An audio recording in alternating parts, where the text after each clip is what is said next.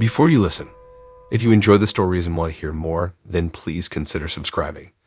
Most of you listening aren't subscribed, so please take this time to subscribe. Turn on notifications so you'll never miss a story and be the first to hear. You'll also be supporting me. Thank you.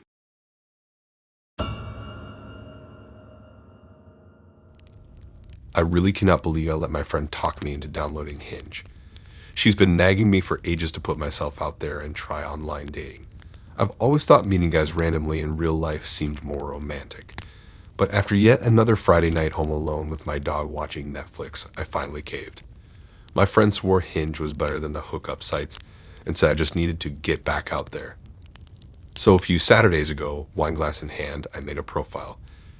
Picking flattering photos and writing a cute bio felt so awkward, but soon I was swiping away on potential matches. It was kind of fun at first, like a game. I matched with a cute guy named David who worked in finance. He had warm brown eyes and a nerdy vibe I liked. David messaged me immediately asking how my weekend was going. We started chatting about favorite books and movies. The conversation flowed surprisingly easily.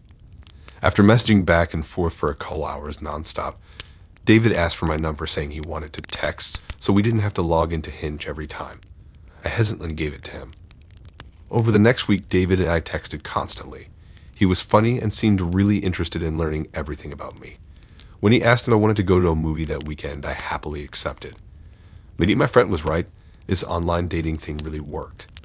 The morning of the date, I spent way too long getting ready, changing my outfit like 10 times. I finally settled on a floral sundress and tan wedges. I curled my long blonde hair and did my makeup with care. I know it was just a casual movie date, but I was still nervous. Right on time, David pulled up outside my apartment building. He looked just like his photos, tall, thin, and handsome in a button-down shirt. When I got in the car, he handed me a single red rose. "For you, beautiful," he said. I smiled, smelling the flower. What a gentleman, I thought. On the drive, we chatted about work and our shared love of travel. David asked thoughtful questions and seemed intensely interested in everything I said. Any first date awkwardness I expected was totally absent. I couldn't believe meeting someone online could feel this natural. When we got to the theater, David insisted on paying. We found seats and settled in with popcorn to watch the latest horror movie that had just come out. I love scary movies, but this one was downright terrifying. I must have jumped a dozen times at the creepy parts. Each time I did, David looked over-concerned and gently put his arm around me, letting me bury my head in his shoulder. After 2 hours of tension and gore, the credits finally rolled. My heart was still racing from the thrilling movie. David turned to me with a grin and asked, "Want to grab a bite? I'm starving." I was ready to go home after the intense film, but didn't want the date to end yet. I hadn't clicked with someone this much in ages, so I agreed to dinner. At the restaurant down the street, the conversation took an uncomfortable turn. David started asking probing questions about my exes and if I lived alone. When I tried to steer the chat to lighter topics, he kept redirecting it back to my dating history and living situation. My hackles slowly rose as the meal went on. After we finished eating, David said he would drive me home to be a gentleman. I tried declining, saying I could take a taxi, but he insisted. As we drove, an uneasy silence hung in the air. The date had gone downhill fast once talk had turned personal. I just wanted to be home again. When we arrived at my apartment building, I quickly unbuckled, eager to escape. But David turned off the car and got out saying he wanted to walk me to the door. I reluctantly agreed, wanting to avoid confrontation. My sense of foreboding grew stronger with each step down the hallway to my apartment. I could feel David hovering closely behind me as I unlocked the front door. I expected him to say goodnight, but instead he suddenly pushed past me into the entryway. I was in shock. "What are you doing?" "You need to leave," I stammered. David wandered through my living room, glancing around and muttering that I had a nice place. He casually opened the fridge and helped himself to a drink. Mortified, I begged him to get out. Instead, David kept invading my space, making bizarre remarks and backing me into a corner. My terror rose as he towered over me. Just as I considered screaming for help, I heard barking. A rescue dog, Jax, bounded into the room, furiously growling at David. Jax planted himself between us, snapping and barking to protect me. David took a step back, looking shaken by the angry 95-pound pit bull mix. He slowly backed toward the door, saying, "Call off your beast." I grabbed Jack's collar as David let himself out, my braid dog nipping angrily at his heels. As soon as the door slammed shut, I dissolved into tears of relief and rage. I don't know what might have happened if Jax hadn't come to the rescue. I felt violated to have a stranger barge into my home and intimidate me. In the following days, I became hyper-vigilant about checking the locks whenever I left the house. I kept reliving those terrifying moments with David in my apartment. Jax never left my side, staying on high alert to keep me safe. His presence reassured me, but I still felt jumpy. I decided right then and there to delete my Hinge profile. It just wasn't worth the risk of meeting more creeps online. From now on, I'll stick to meeting men the old-fashioned way in person through mutual friends or at bars. At least with that approach, I'll have references to vouch for any guys first.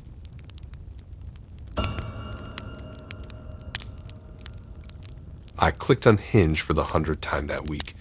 Ever since my friend Sarah had raved about me and her new boyfriend on here, I was obsessed. Maybe the magical algorithm would end my string of terrible Tinder dates. I squealed when it notified me of a new match, Don. His photos showed him sailing, skiing, and suited up at a black tie gala. Very stoic and serious, but those crystal blue eyes drew me in. His bio mentioned being a corporate lawyer. Impressive. Before I could message him, Don had already written, "Hi there, you seem wonderful. I'd love to take you out to dinner sometime." I did a happy dance, spilling wine on myself. A successful, attractive lawyer wanted to meet me right off the bat. This had never happened on Tinder. I changed into pajamas and spent all night glued to my phone, messaging Don. We discovered so much in common, both loving Italian food, action movies, and wanting to travel more. The conversation flowed effortlessly. Don asked thoughtful questions and seemed so invested in learning everything about me. By the end of the week, we had made plans to meet that Saturday at Luigi's, a nice Italian restaurant downtown. I spent hours getting ready, straightening my long brown hair, and trying on all my best date outfits. I was a ball of happy nerves. My first Hinge match was already shaping up to my dream guy. Don insisted on picking me up, holding up right on time in a shiny BMW. He looked sharp in a suit jacket, just like his photos. I smiled giddily, smelling the lavender and rose bouquet he had brought. What a gentleman. In the car, Don was just as charming as over text. He held my hand gently, asking how my week had been and if I was excited for our date. I raved about how much I loved Italian food and the cozy atmosphere at Luigi's. Don just smiled and nodded along. But when we pulled up to the restaurant, it was dark inside. A handwritten sign said, "Closed for private event." My heart sank, but Don assured me not to worry. I should have told you earlier, but I took the liberty of making reservations for us at Salvatore's instead. It just opened last month and is quite exquisite, he said. I hesitated, thinking of my measly $60 in my purse for dinner at casual Luigi's. But Don took my hand again and led me into the opulent restaurant before I could protest. Crystal chandeliers glittered from the ceiling, illuminating tables set with fine china and ornate silverware. Men in sharp suits and women dripping in jewels sipped cocktails from delicate stemware. I shrank, feeling underdressed in my sundress and cardigan. The waitress swiftly showed us to a prime table by the window. I awkwardly perused a menu with no prices listed anywhere. My anxiety grew as Don confidently ordered a $150 bottle of vintage wine without asking me. As we waited for our first course, Don launched into an intense interview-style barrage of personal questions. He barely let me get a word in edgewise between interrogating every detail of my job, family, background, and dating history. I felt relieved when our food finally arrived, providing a break from the questioning. But Don had taken the liberty of ordering lavish dishes for us without even consulting me.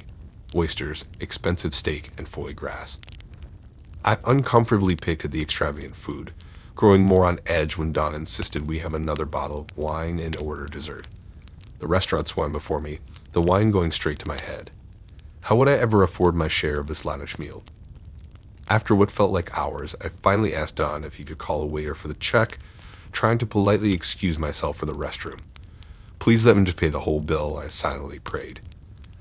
But instead, Don smiled and said, "Oh goodness, will you look at the time? I'm afraid I must get going." He neatly folded his cloth napkin, stood up, and strode briskly for the exit. I sat frozen in shock before frantically waving the waiter over. He silently handed me a leather folder containing the bill. I gulped, seeing the total $375, more than I earned in a week at my part-time job. With shaking hands, I asked the waiter to run 2 credit cards for payment, maxing them both out. I avoided his pitying gaze, willing myself not to cry at least until I was alone in the Uber home. The second I got back to my apartment, I deleted my Hinge profile, cursing myself for being so foolish. Of course, Don had just been a posh scammer luring girls like me to upscale restaurants with no intention of paying. Over buckets of Ben & Jerry's, I video called my friend Sarah, confessing everything between sobs. She offered to come over, swearing it wasn't my fault I had the bad luck of matching with a manipulative creep online. It's been a few weeks now, but I'm still reeling from the aftermath of my humiliating date.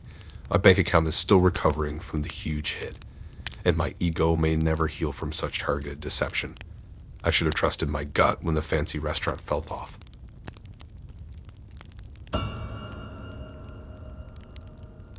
I've always dismissed online dating, but after a few too many lonely Friday nights at home with Netflix, I finally caved and made a Hinge profile.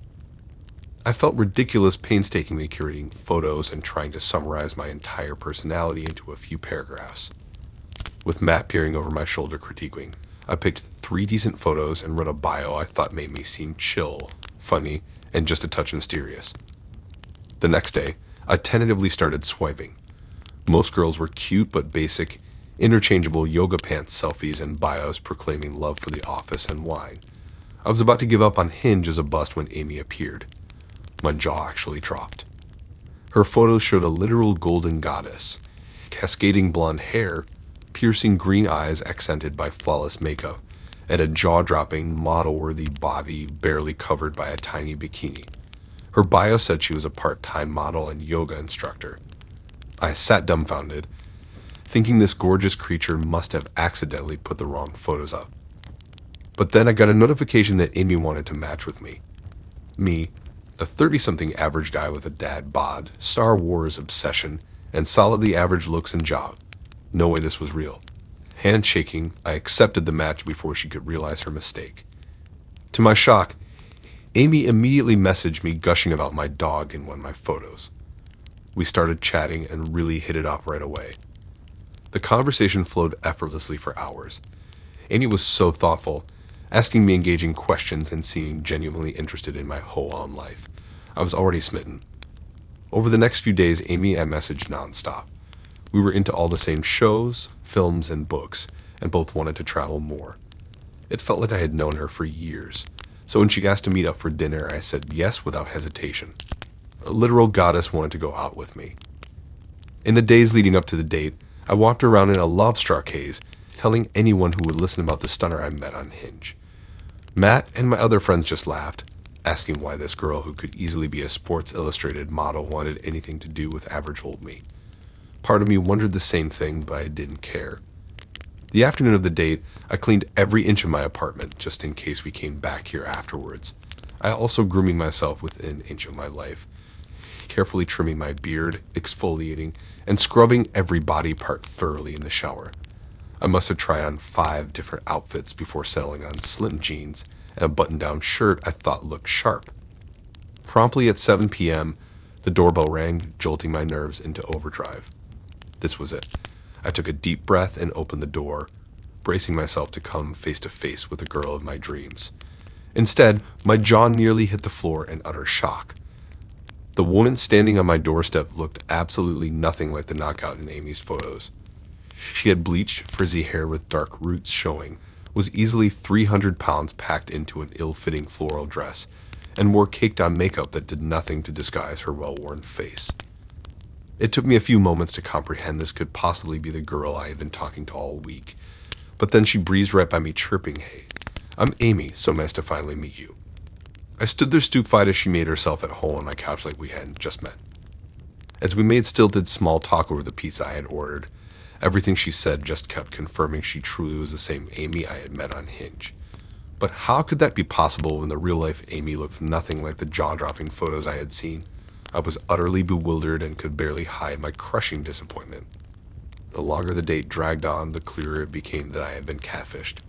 While Amy seemed nice enough, any banter between us now fell totally flat. And I couldn't stop obsessing over how I was going to catch her using fake pics so I could escape this awkward situation immediately. After what felt like the longest hours of my life, I abruptly faked a yawn and told Amy I was suddenly exhausted and needed to call it a night. She looked disappointed but chirped that we'd have to meet up again soon. I barely stopped myself from gagging, practically shoving her out the door in my haste. The second she left, I frantically scrolled back through Amy's Hinge profile searching for clues. It only took me about 30 seconds to discover her photos belonged to an Instagram model named Abby with 300 followers. My blood boiled with fury at being so foolishly tricked. I immediately texted Amy calling her out for using fake pics and demanding she explain herself. Radio silence. She had already blocked my number faster than I could blink. Of course she didn't want to own up to her blatant deception. The next morning, I deleted my Hinge profile in a rage. So much for their vaunted matchmaking algorithm that was supposed to find my perfect partner. From now on, I'm sticking to meeting women in real life first, not based on whatever fake photos they want to use to catfish desperate guys like me. When I told Matt and my other friends what happened, they absolutely roasted me for being so gullible. In hindsight, I should have known immediately that literal Victoria's Secret model would never be on Hinge truly interested in an average Joe like myself. Lesson learned the hardest possible way.